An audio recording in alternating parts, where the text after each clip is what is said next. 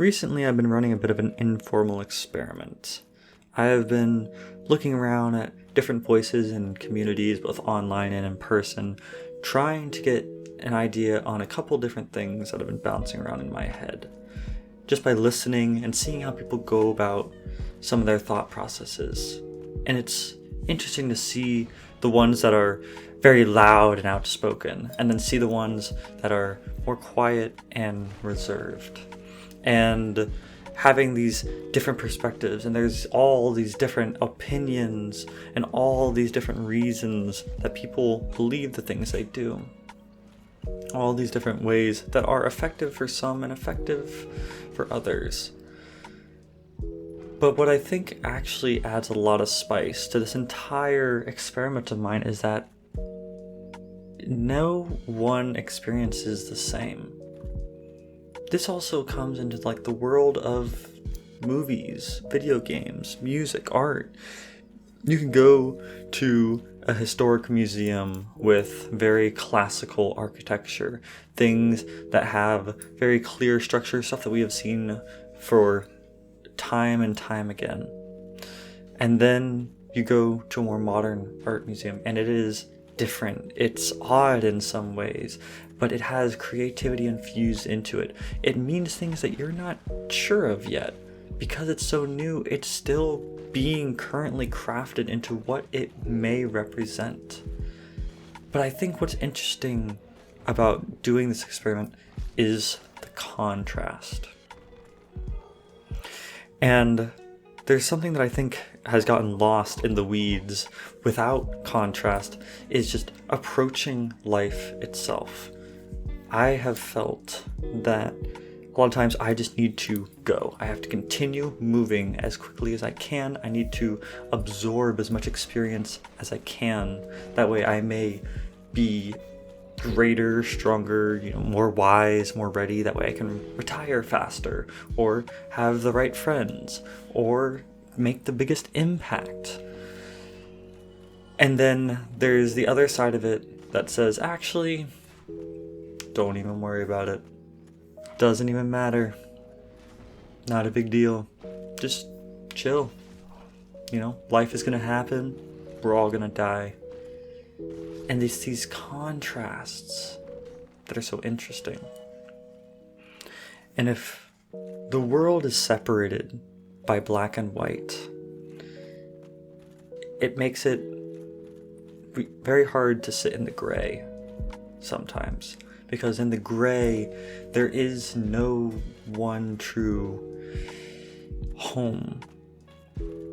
And so I may find myself coming to one side or the other on certain things. So that way I may at least feel like I have some place. But every time I did that, I realized I was somewhat forsaking a value that I hold very dear. The saying of be yourself, the saying of embrace your uniqueness, embrace your identity. These are all good phrases, but I think the best way I can explain mine is to say, if the world is divided in black and white, I would rather be blue. I would rather be green. And that doesn't mean that I have made a new faction. That doesn't mean that I am in opposition to either. It means that I have carved for myself my own path.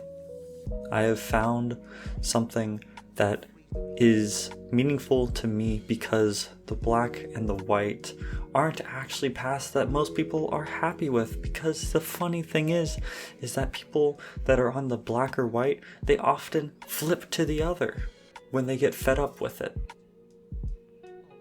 It's like this constant pendulum swinging where we go from one side to the other, gaining what is good from one, but then getting disgusted by the rest, and then swinging into the other side so that way we might be able to reconcile what we had before, but then ultimately having the same cycle continue where we swing right back.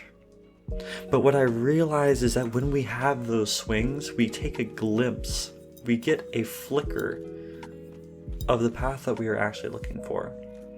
And we lose it because we are told that this contrast exists, where it's either this or that.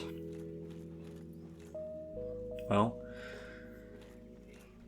I may be young, and I have a lot to learn, but I think I can confidently say that there is not just two ways to life. And I'd say that the way I have here, what I'm doing now, I don't really have a precedent for it, honestly. I don't know anybody that's doing it the way that I'm doing it. And that is nice. I have inspirations. In fact, I have been consuming even more than before. But the way that I have approached my art, the way that I approach my life, the way that I have approached my work has felt uniquely mine. And I love that. And so if there is a part of you that also wishes you could maybe find a little something that is yours, then I encourage you to take a chance. Try something new. Try something that you have always been curious about and see what might be involved. Give it a shot. Don't overthink it. Don't make it a huge thing. If your gut reaction is don't do it, then maybe don't do it. But if it's something that you feel an inkling to try, then give it a shot. And you'll figure out soon enough whether or not it will help you find something new. Alright?